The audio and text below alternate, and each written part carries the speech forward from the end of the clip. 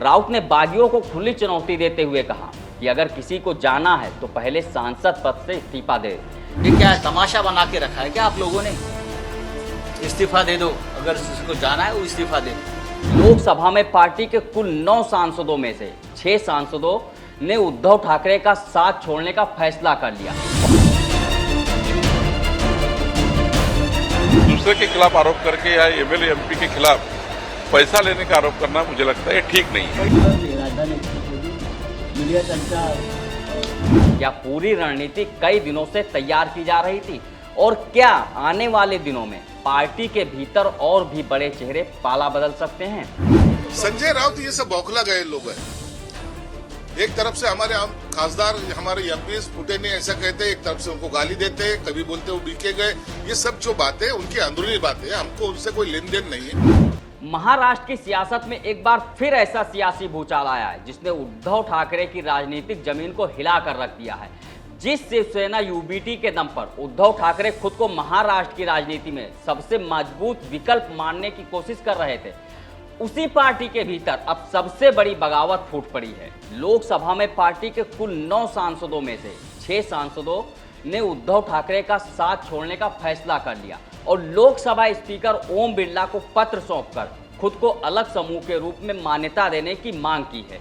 इन सांसदों में संजय जाधव, संजय देशमुख, नागेश पाटिल अस्टिकर, ओम राजे निंबालकर, भाऊ साहेब बागचेरे और संदीप दीनानाथ पाटिल शामिल हैं। यानी अब लोकसभा में उद्धव ठाकरे के पास सिर्फ 3 सांसदों का ही साथ बचा है। सबसे बड़ा सवाल यही है कि क्या ये सिर्फ 6 सांसदों की बगावत है या फिर उद्धव ठाकरे के राजनीतिक वजूद पर सबसे बड़ा हमला? क्या महाराष्ट्र की राजनीति में एक बार फिर वही कहानी दोहराई जा रही जिसने पहले मुख्यमंत्री की कुर्सी छीन ली थी और अब पार्टी के संसदीय चेहरे भी छीन रही है? नमस्कार, मैं हूं शैलेंद्र और आप देख रहे हैं बतकही चौक। महाराष्ट्र की राजनीति में बुधवार यानी कि 17 जून की सुबह ये घटनाक्रम बेहद तेजी से आगे बढ़ा। नांदेड़, पुणे और मुंबई से ये सभी 6 सांसद अलग अलग प्राइवेट विमानों से दिल्ली पहुंचे।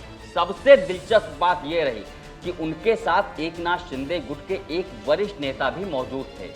दिल्ली पहुंचते इन सांसदों ने सीधे लोकसभा स्पीकर से मुलाकात कर अपना पत्र सौंपा और अलग समूह के तौर पर मान्यता देने के साथ साथ एकनाथ शिंदे की शिवसेना में विलय करने की प्रक्रिया आगे बढ़ाने की मांग की। इस पूरे ऑपरेशन को जिस गोपनीय तरीके से अंजाम दिया गया उसने महाराष्ट्र की राजनीति में ऑपरेशन शिवसेना पार्ट 2 की चर्चाओं को हवा दे दी है। सवाल उठ रहे हैं कि आखिर उद्धव ठाकरे को इसकी भनक तक क्यों नहीं लगी? क्या पूरी रणनीति कई दिनों से तैयार की जा रही थी और क्या आने वाले दिनों में पार्टी के भीतर और भी बड़े चेहरे पाला बदल सकते हैं?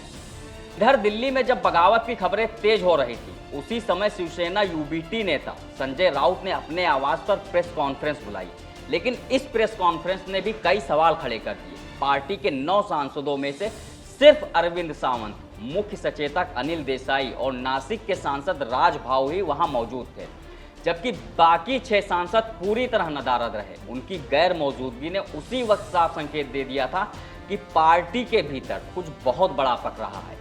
इसके बावजूद संजय राउत दावा करते रहे कि सभी सांसद उद्धव ठाकरे के नेतृत्व में ही चुनाव जीत कर आए हैं। उन्होंने कहा कि ये सांसद प्रधानमंत्री नरेंद्र मोदी के नाम पर नहीं बल्कि उद्धव ठाकरे और पार्टी के चुनाव चिन्ह मशाल पर जनता का भरोसा जीतकर संसद पहुंचे हैं। राउत ने बागियों को खुली चुनौती देते हुए कहा कि अगर किसी को जाना है तो पहले सांसद पद से इस्तीफा दे, क्योंकि जनता का जनादेश उद्धव ठाकरे के नाम पर मिला था। उन्होंने 2 टूक कहा कि जो भी विश्वासघात करेगा उसे राजनीतिक और कानूनी दोनों मोर्चों पर जवाब दिया जाएगा। अब सबसे बड़ा सवाल यही है कि क्या ये सिर्फ शुरुआत है? क्या शिवसेना यूबीटी में अभी और बड़ी टूक बाकी है? क्या एकनाथ शिंदे ने एक बार फिर उद्धव ठाकरे को ऐसा राजनीतिक झटका दिया जिससे उबरना आसान नहीं होगा? महाराष्ट्र की राजनीति में खेला एक बार फिर हो चुका है और इसकी गूंज सिर्फ मुंबई ही नहीं बल्कि दिल्ली तक सुनाई दे रही। ऐसे में जब राज्य में स्थानीय निगाह और भविष्य की चुनावी तैयारियां तेज हो रही हों, उद्धव ठाकरे के सामने अपनी पार्टी को बचाने की सबसे बड़ी चुनौती खड़ी हो गई है। अब सबकी निगाहें इस बात पर टिकी हैं कि क्या उद्धव ठाकरे इस राजनीतिक संकट से बाहर निकल पाएंगे या फिर महाराष्ट्र की राजनीति में सत्ता संघर्ष का एक नया अध्याय लिखा जा रहा है। इस वीडियो में फिलहाल इतना ही। बाकी देश दुनिया की तमाम खबरों के लिए देखते रहे बतकही चौक।